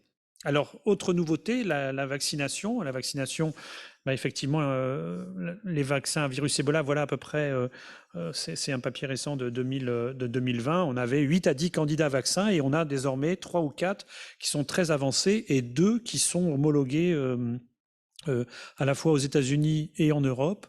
Un qui est utilisé en France, et je vais en parler, et un autre qui est utilisé dans des études de phase 2 que je vais vous présenter. Donc là aussi, hein, une grosse avancée, et puis la notion de plateforme vaccinale, elle va aussi servir pour Marburg, pour d'autres virus. Il y a une recherche active.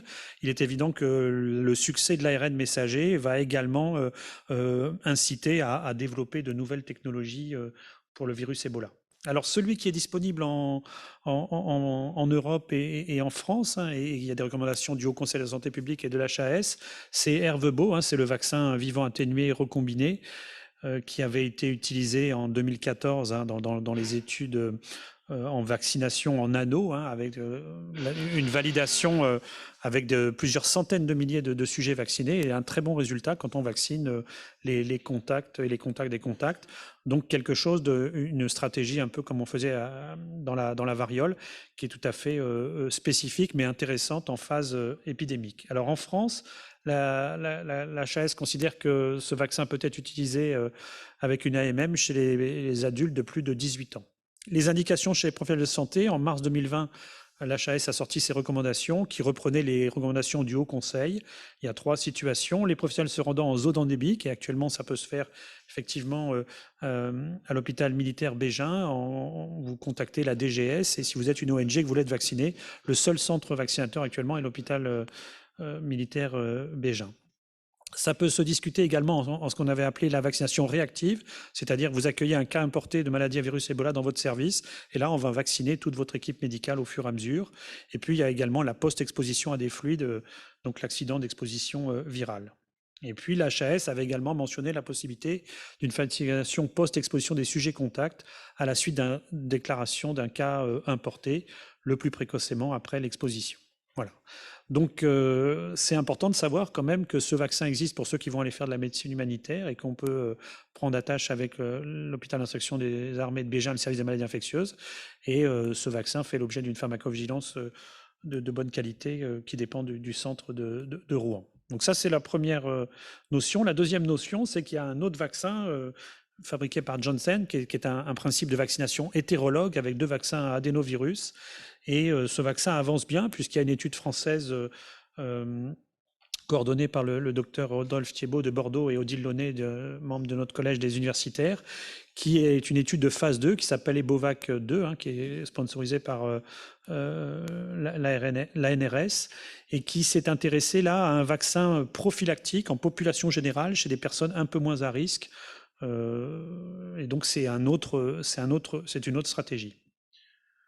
Et donc, dans ce travail multicentrique, 7 centres en France, 2 au Royaume-Uni, 420 adultes ont été impliqués, et puis avec, je vous passe la méthodologie complète, de différents bras dans cette cohorte, avec pour objectif d'évaluer la sécurité, l'immunogénicité et l'efficacité de ce vaccin, avec des résultats qui sont intéressants, puisque quand on fait la première injection du vaccin Ervebo, 56 jours après, 28, 56 jours ou 84 jours après, on injecte le deuxième vaccin, donc vaccination hétérologue, et on voit que effectivement, quand on retarde la deuxième injection à 56 jours, on a d'excellents résultats avec des anticorps qui persistent plus d'1 an, parce que paradoxalement, dans le vaccin Ervebo, l'immunité prolongée n'est pas connue à ce jour. Donc, vous voyez une piste nouvelle, hein. On a visiblement un vaccin intéressant pour les épidémies, hein, avec cette vaccination en anneau, et on a maintenant un deuxième vaccin sur un schéma prophylactique plus large qui serait potentiellement intéressant. Et il y a d'autres candidats vaccins qui sont actuellement en cours d'étude, donc des avancées intéressantes, parce que là, la vaccination est aussi un élément de la réponse très important dans la maladie à virus Ebola. Voilà, j'en ai terminé, je vous remercie.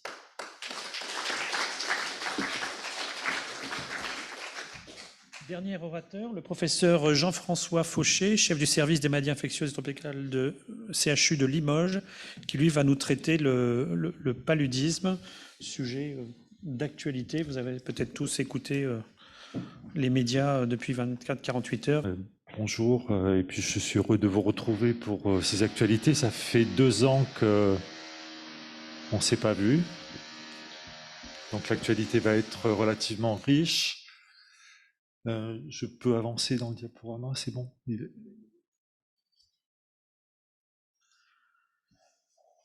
Voilà. Donc on va commencer, on a beaucoup parlé de la santé des femmes. Et je commence par paludisme et grossesse.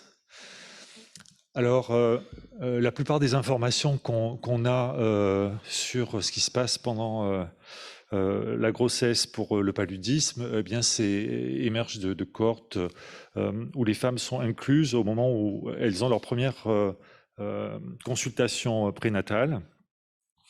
Et on a de fait des données relativement incomplètes. L'intérêt de ce qu'on appelle les cohortes préconceptionnelles, c'est d'avoir des informations beaucoup plus complètes sur ce qui se passe pendant la grossesse. Alors, elles sont plus rares, ces cohortes, parce qu'elles sont plus difficiles logistiquement à mettre en place, puisqu'on va inclure tout un tas de femmes sans savoir si elles vont ou pas être enceintes dans les semaines ou les mois ou les années qui viennent. Et c'est plus compliqué à organiser. N'empêche que ça permet de mettre en évidence tout ce qui se passe, notamment pendant le premier trimestre de la grossesse. Et vous voyez, ça a été fait notamment au sud du Bénin.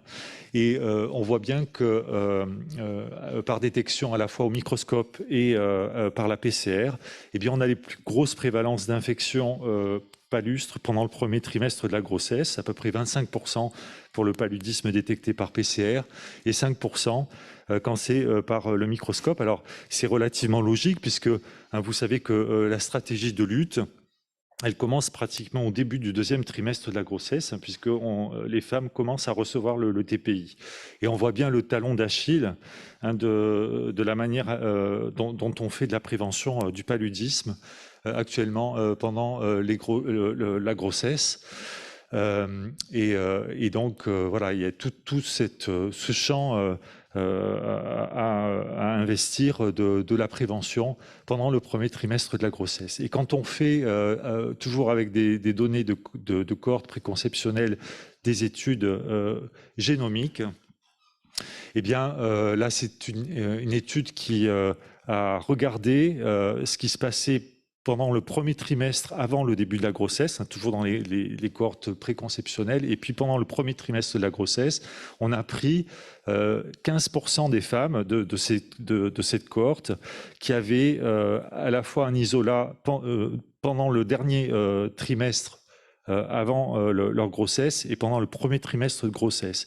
Et on a fait du génotypage pour voir ce qui sortait. Donc vous avez 63 femmes sur les 411 au départ qui ont à la fois un isolat juste avant leur grossesse et au premier trimestre de la grossesse. Eh bien, pratiquement dans la moitié des cas, 29 sur 63, eh bien, vous avez les mêmes souches, c'est-à-dire qu'en fait, elles ont au début de leur grossesse une souche qu'elles ont acquise peu de temps avant ou qui était déjà en tout cas présente dans les 3 mois qui précédaient le début de leur grossesse. Et donc, la prévention du paludisme de la grossesse, ça devrait commencer aussi avant la grossesse. D'où l'intérêt d'avoir des stratégies de lutte plus diversifiées que celles qu'on a actuellement, et notamment la vaccination. Vous savez qu'on développe des vaccins qui sont destinés spécialement aux femmes en âge de procréer, qui visent à immuniser contre les déterminants antigéniques d'attachement de Plasmodium sur le placenta. Et ici, vous voyez donc, il y a Primvac et Pamvac, hein, qui sont les 2 vaccins en développement. Ici sont les résultats de Primvac, qui sont sortis assez récemment, qui sont des résultats de tolérance et d'immunogénicité, qui ont été menés parallèlement en France et au Burkina Faso, avec un vaccin qui est bien toléré et qui est immunogène, mais dont on ne connaît pas encore les données d'efficacité.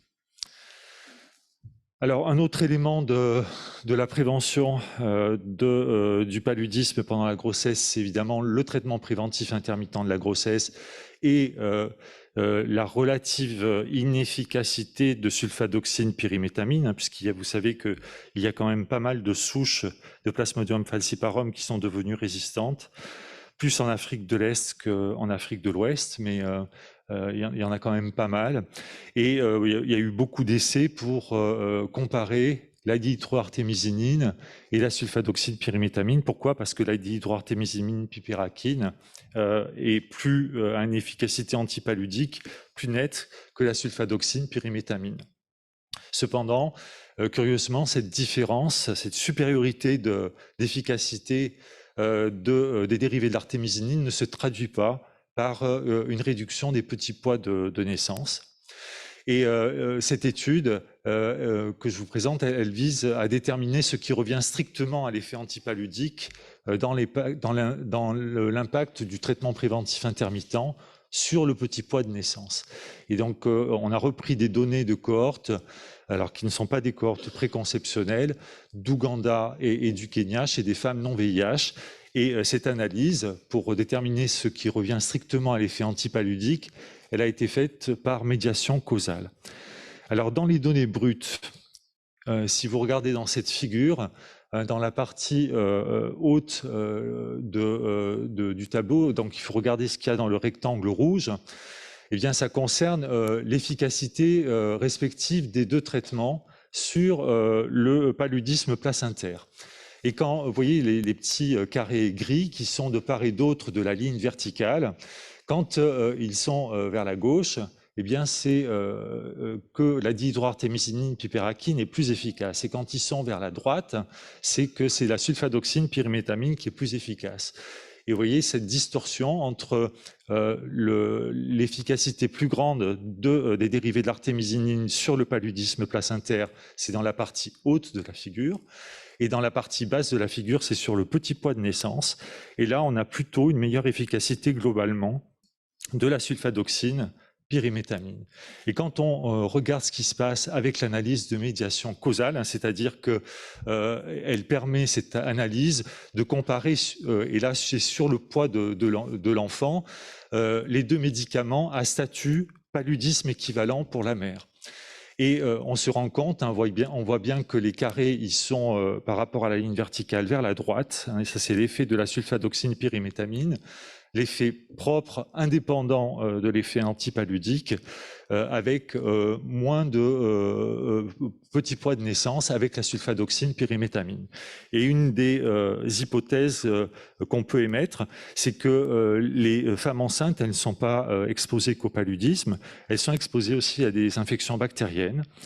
Et la sulfadoxine pyrimétamine a un effet de prévention ou de traitement antibiotique que n'a pas la dihydroartémisinine piperakine. Ce qui fait que ça complexifie la question de la meilleure stratégie de prévention de la femme enceinte. C'est peut-être que le fait de supprimer la sulfadoxine pyrimétamine n'est pas un bon calcul et qu'il faut peut-être associer à ce traitement quelque chose, un antipaludique plus puissant, pour avoir le meilleur effet de prévention et en tout cas sur les petits poids de naissance, avoir le meilleur impact possible en santé publique. Avant de quitter cette rubrique de la question de la prévention et de la prise en charge du paludisme pendant la grossesse, eh bien, la position de l'OMS sur la manière de traiter le paludisme pendant le premier trimestre de grossesse, elle reste très conservatrice, hein, c'est-à-dire qu'on continue à recommander l'association quinine plus clindamycine pendant 7 jours. Alors, ça fait bondir certains. Vous avez peut-être vu cette Cette note d'humeur là dans le Lancet, et je suis pas loin de partager ce point de vue, hein, donc des auteurs qui s'insurgent contre le fait que pour des raisons de principe de précaution, on continue à recommander un traitement qui est lourd, dont l'observance est sans doute mauvaise et qui est sans doute pas si bien toléré que ça, qui est l'association quinine plus clindamycine en comparaison des dérivés de l'artémisinine.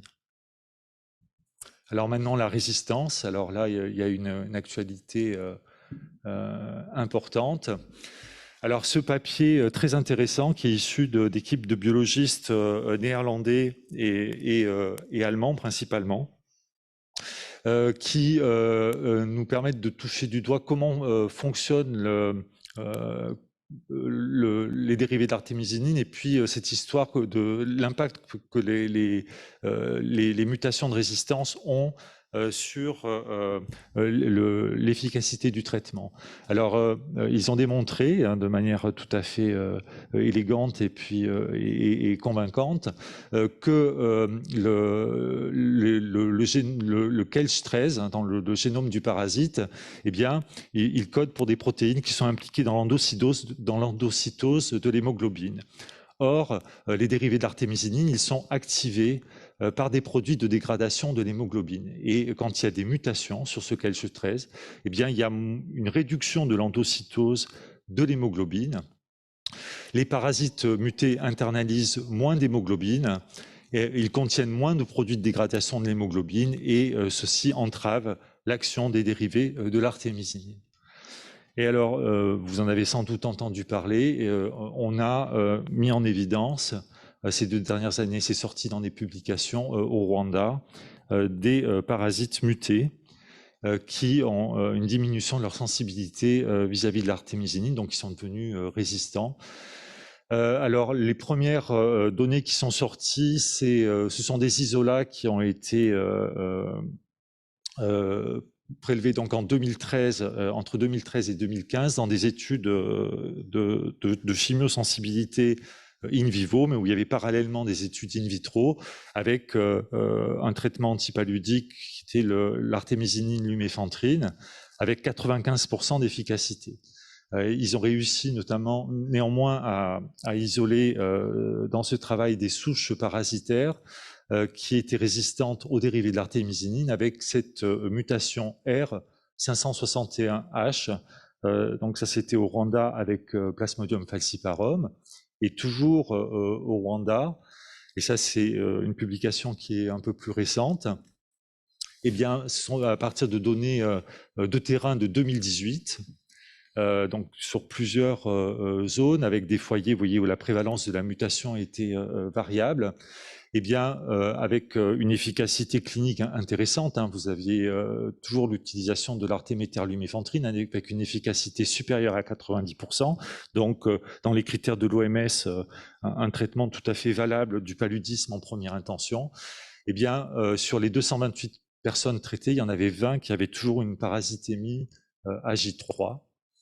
Et ce risque de parasitémie J3, il était variable selon le statut mutant vis-à-vis de cette mutation R561H dont on a déjà parlé, avec 39% des mutants qui avaient une parasitémie à J3 contre simplement 5% des non-mutants qui avaient une parasitémie à J3. Donc cette mutation, elle est vraiment un facteur de risque pour cette diminution de la clairance parasitaire. Et encore plus récemment, ça s'est sorti le mois dernier, eh bien des données qui viennent de l'Ouganda, hein, sur des prélèvements effectués entre 2017 et 2019, une équipe japonaise, des paludismes qui ont été traités par artésunate IV, qui n'étaient pas des paludismes graves, hein. C'était juste voilà, pour explorer, c'était une étude de recherche pour explorer cette question de la résistance, et puis avec une mesure très rigoureuse de la clairance parasitaire, des études de chimio-résistance ex vivo, de génotypage. Et ils ont identifié un allongement de la demi-vie de la clairance parasitaire, donc qui était défini par supérieur à 5 heures chez 6% des personnes qu'ils ont traitées. Et chez pratiquement toutes ces personnes, ils ont identifié 2 mutations associées à cette résistance, qui est une autre résistance que celle qui a été identifiée au Rwanda, donc avec donc A675V et C469Y. Et dans les 2 cas, hein, que ce soit au Rwanda ou dans le nord de l'Ouganda, on a aussi des données de génotypage et phylogénétique qui montrent qu'il ne s'agit pas d'importation de souches, par exemple, qui viendraient d'Asie, mais bien de mutations de novo, de souches parasitaires qui circulent en Afrique. Alors, il y a ce papier qui est sorti sur la manière de traiter des paludismes résistants. Alors là, on va dans la région du monde où ça a commencé, hein, qui est l'Asie, où dans un contexte de raréfaction du paludisme, hein, on est quand même frappé du nombre d'hôpitaux qu'il faut mobiliser, de la durée d'études à faire pour avoir quelques centaines de patients, donc des zones où la transmission est malgré tout très faible, mais où il y a des parasites qui sont résistants aux dérivés de l'artémisinine. Eh bien, ils ont fait des études de trithérapie versus bithérapie, hein, c'est un peu escalade, hein, on l'a vu tout à l'heure, on en a parlé un petit peu pour le gonocoque, hein, quand on a de la résistance, ben, on a tendance à faire des associations d'anti-infectieux. Eh bien là, c'est pareil avec le paludisme. Et donc, ils ont testé l'association, donc ce qui correspond à arténimol piperakine, donc commercialisé ici sous artésime plus méfloquine, en montrant qu'on fait mieux que l'ACT ou CTA dans l'acronyme francophone seul, là où il commence à y avoir beaucoup de résistance. Et pareil, hein, quand on commence à avoir des problèmes d'efficacité avec artéméter-luméfantrine, si on associe l'amodiaquine, eh bien, on a davantage d'efficacité avec une tolérance qui est tout de même acceptable. Le paludisme grave. Alors, ici, donc, cette étude élégante qui a été dirigée par Stéphane Joregui-Berry sur la comparaison de la létalité dans le contexte de la prise en charge en Afrique des paludismes, dans le contexte de la prise en charge en France des paludismes graves. C'est une étude, donc, quinine versus artésunate, hein, mais il n'y a pas eu d'essai randomisé, hein, c'était pas possible dans le contexte où ça a été fait. Donc on a repris toutes les des données importantes. Hein. Vous voyez, au total, il y a pratiquement, donc il y a 1500 patients, et c'est des scores de propension qui ont permis de faire une analyse à peu près équilibrée de l'efficacité des 2 traitements sur la létalité et puis sur l'évolution globale. Et vous voyez qu'il y a un petit gain de létalité avec l'artésunate vis-à-vis de la quinine, 2,9% de létalité dans le groupe artésunate et 3,9% dans le groupe quinine.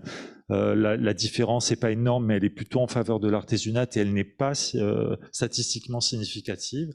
En revanche, ce qui se passe, c'est que vous voyez en rouge sur la figure de droite, on a une sortie des soins intensifs qui est plus rapide avec l'artésunate qu'avec la quinine. Donc, ce qui valide quand même l'utilité de préférer l'artésunate à la quinine, y compris dans un environnement où voilà, on a une faible létalité du paludisme.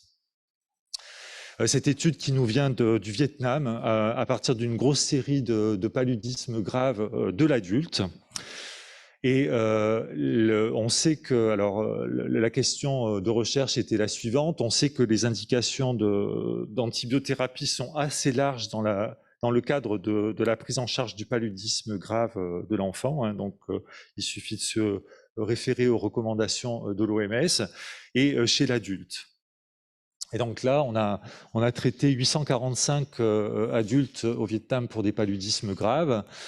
Et on a regardé ce qui s'était passé en termes de co-infection bactérienne. Eh bien, on a identifié 9 bactériémies, donc ça fait tout juste un peu plus de 1% des patients, 6 à bacilles à gram négatif et 3 à cocci à gram positif. Et il y a un surrisque de décès chez les bactériémiques. Et il y a un surrisque de bactériémie chez ceux qui avaient une parasitémie supérieure à 20%. Et donc, les auteurs ont conclu que dans le contexte où ils travaillent, eh bien, ils proposent de débuter une antibiothérapie probabiliste chez les paludismes, dans les cas de paludisme où il y a une hyperparasitémie, sans attendre les résultats des hémocultures.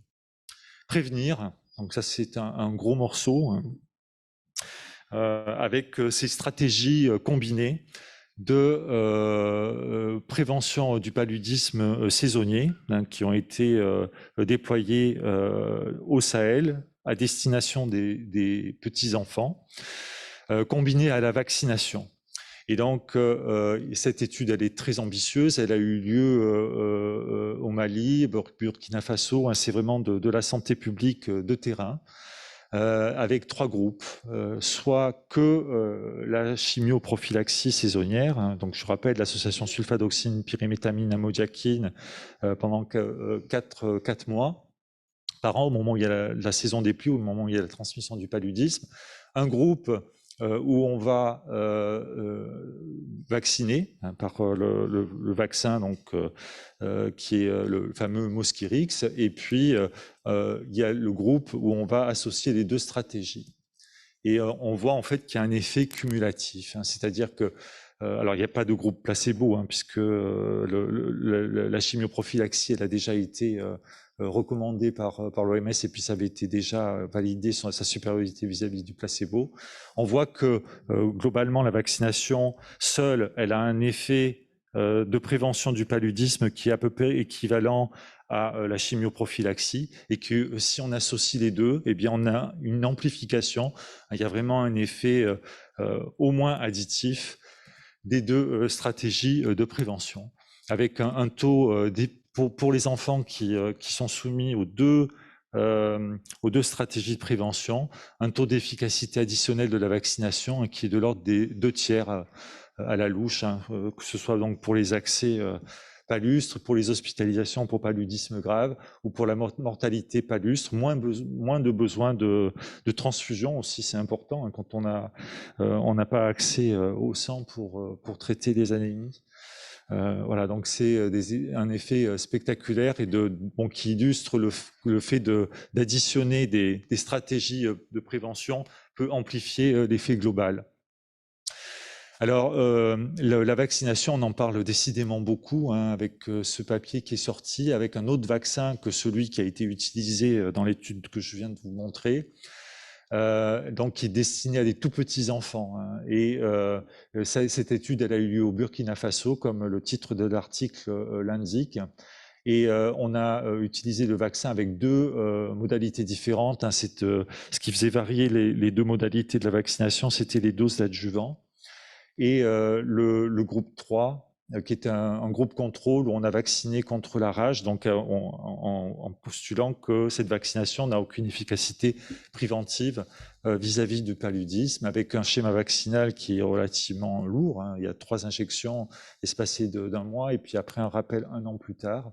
Et vous voyez ce qui illustre la figure, eh bien, c'est que globalement, dans l'environnement où ils ont travaillé, s'ils sont vaccinés que contre la rage, eh bien, ces petits-enfants, ils ont 80% de risque d'avoir un paludisme dans l'année qui suit. S'ils ont reçu le vaccin, eh bien, ce risque il diminue à 30%. Et donc, il y a une immunogénicité de la vaccination qui est fonction des quantités d'adjuvants. Vous voyez la figure, la petite ligne bleue avec davantage de production d'anticorps. Ce vaccin, il est efficace, mais il est aussi réactogène, avec quand même des fièvres produites par la vaccination. L'anticorps monoclonal contre le paludisme, ça c'est une étude dont les résultats sont assez spectaculaires, une étude qui est faite au départ pour regarder la pharmacocinétique et la tolérance. Et ce qui est intéressant surtout, c'est aussi les données d'efficacité, une immunisation contre... en fait, les anticorps monoclonaux, ils ont été produits à partir des lymphocytes B d'un volontaire immunisé par un candidat vaccin. Et le tour de force, c'est d'avoir réussi à isoler des anticorps contre terminal antigénique qui est très conservé sur de multiples souches de Plasmodium et qui a une forte affinité. Et donc la demi-vie est très très longue. Hein, donc on a une demi-vie d'élimination de pratiquement 2 mois et on a une efficacité vaccinale qui est,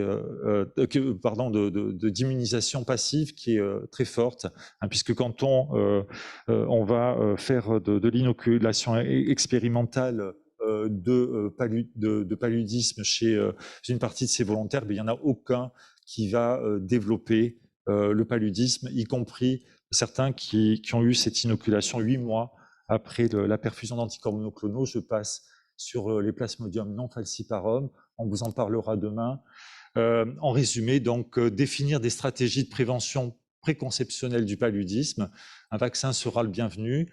Le TPI de la grossesse, abandonner la sulfatoxine, pyrimétamine ou l'intégrer dans la future stratégie. Statu quo à l'OMS pour le traitement du premier trimestre de la grossesse, des résistances de novo aux dérivés de l'artémisinine en Afrique pour falciparum, vers des associations thérapeutiques de type trithérapie, point d'interrogation. La vaccination et les traitements ciblés sont complémentaires.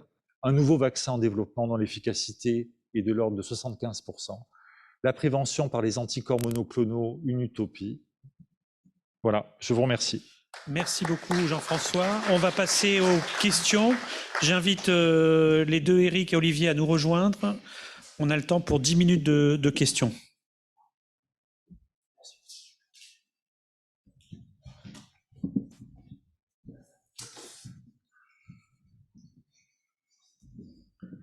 Alors, monsieur, hop. Tu vas? T'embête pas. Remets-toi. Une question sur la droite.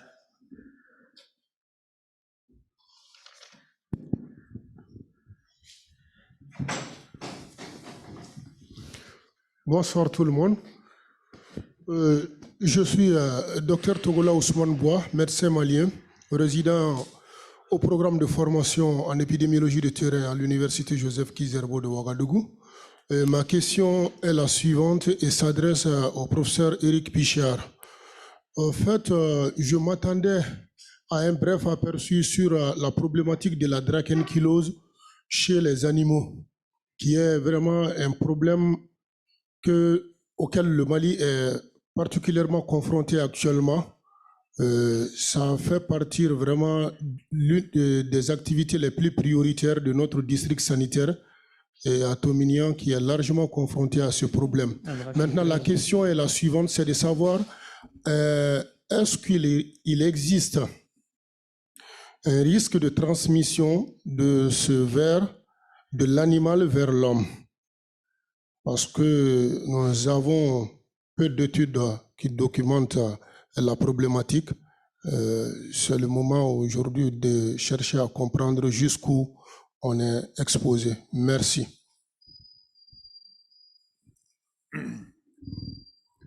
Donc peut-être vous faites allusion à ce qui a déjà été décrit, c'est-à-dire qu'on peut avoir un réservoir de drachénkylose par le chien et donc qui assure le cycle de transmission et donc qui entretient la drachénkylose autour des puits traditionnels dans certains pays africains, bon, peut-être le Mali. C'est un papier qui date d'il y a 3-4 ans déjà, qui a montré ça. Je ne crois pas que c'était au Mali, mais ça a un petit peu contrecarré effectivement l'espoir d'éliminer et même d'éradiquer la drachénkylose, parce que s'il y a un cycle animal, ça devient bien embêtant. Donc en un mot, c'est peut-être ça que vous voulez dire. Donc je ne sais pas si je réponds bien à votre question, parce que normalement le cycle, il se fait donc par les cyclopes dans l'eau qui sont avalés par l'homme, puis ensuite qui va faire ces macrofilaires, ces mamans filaires qui vont faire des bébés filaires qui vont retomber dans l'eau. Donc là, le cycle est bien connu. Mais si en plus il y a un autre cycle qui est un cycle animal à côté, ça risque d'entretenir et de retarder donc l'éradication. Voilà, donc il y a un petit travail à faire, hein, c'est en fait d'analyser les animaux à Tomignan et de voir s'ils sont affectés par Dracunculus medinensis. Est-ce que j'ai répondu à votre question? Bon, on va en reparler tout à l'heure ensemble si vous voulez. Ou à Tomignan, rendez-vous à Tomignan. Autre question, Bruno, bonjour.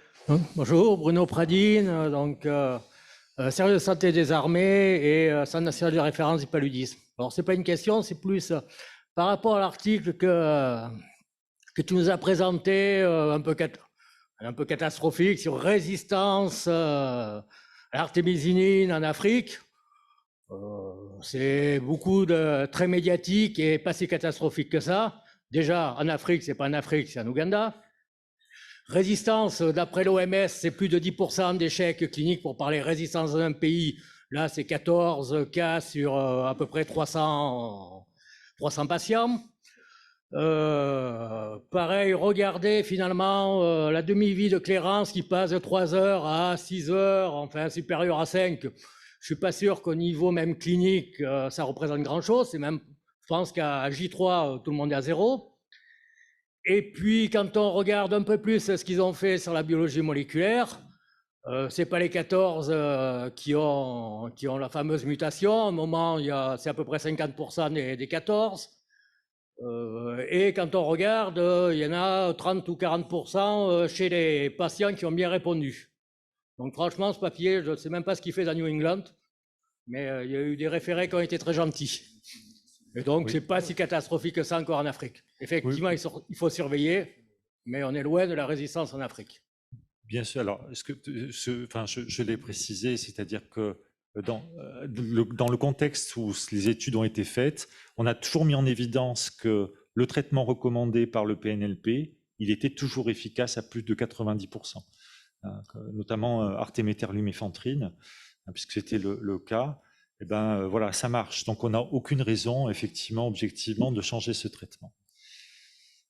Ce qui n'est pas le cas en Asie du Sud-Est, où on a déjà, effectivement, on est à un stade supérieur. Alors, l'intérêt, c'est d'avoir un coup d'avance et de se dire que, voilà, si ça dérape, ce qui n'est pas sûr, parce que on peut se dire aussi que la biomasse parasitaire n'est pas du tout la même, et que effectivement les souches, après c'est tout le côté fitness des souches, et on peut espérer quand même que ces souches mutées, elles seront pas particulièrement vigoureuses par rapport aux souches plus sauvages, et que ça va, dans un contexte où il y a encore beaucoup de transmission, ça va protéger encore pendant pas mal de temps contre de la chimiorésistance à un haut niveau.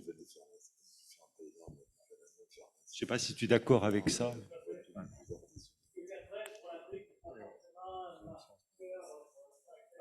Voilà. Mais après, il faut surveiller, ça c'est sûr.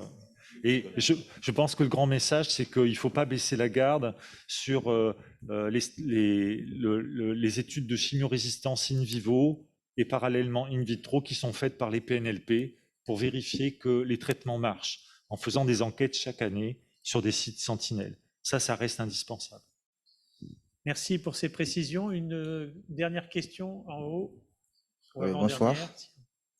Je suis Abdelaziz Meiga, étudiant et doctorant nigérien en entomologie médicale à l'université Joseph Kizerbo. Donc, c'est pas une question, mais c'est un commentaire par rapport à l'intervention du professeur Éric Pichard. Donc, quand il parlait du papier publié dans PNAS qui parle de l'infection au Wolbachia, avec comme incidence sur la dengue une réduction de 113%. Donc j'aimerais, ça m'a tiqué, puisque dans notre contexte de lutte antivectorielle dans nos pays du Sud, on ne parvient pas à évaluer l'incidence de nos interventions de lutte antivectorielle sur l'incidence des maladies. Donc je pense que ça c'est un point très important qui m'a tiqué et que je voulais intervenir par rapport à ça, et que on devrait s'intéresser beaucoup plus à l'impact de nos interventions sur l'incidence des maladies. Je vous remercie. Rapide réponse sur votre dernière phrase. Oui, bien sûr. Le but de faire de l'entomologie, c'est pour diminuer les maladies, il faut les évaluer. Et sinon, vous êtes renvoyé de votre centre d'entomologie si vous n'avez pas de résultat. Il faut évaluer, bien sûr, tout ce qu'on fait. Bon, maintenant, le papier en question, c'est un papier indonésien. Ils ont en fait libéré ces mâles infectés par des Wolbachia. D'ailleurs, les Wolbachia ne venaient pas d'Aedes aegypti, mais d'Aedes albopictus. Et dans la population des Aedes qui circulent, il y a quand même déjà des Aedes sauvages qui ont des Wolbachia, mais c'est pas la même qui a été infectée. Ils ont cherché à voir si les Aedes qui étaient déjà infectées, elles étaient aussi ralenties dans l'efficacité de leur ponte. La réponse est oui. Et alors, comment ils ont fait pour évaluer la diminution de l'incidence de la dengue? Parce qu'ils ont fait dans une région très localisée, ils ont fait les libérations de mâles infectés dans des régions très localisées, et ils se sont aperçus que ça couvrait 1 ou 2 saisons, hein, c'est lâché. Il faut recommencer après, parce que bien sûr, il y a une reproduction par les animaux sauvages de leur population sauvage.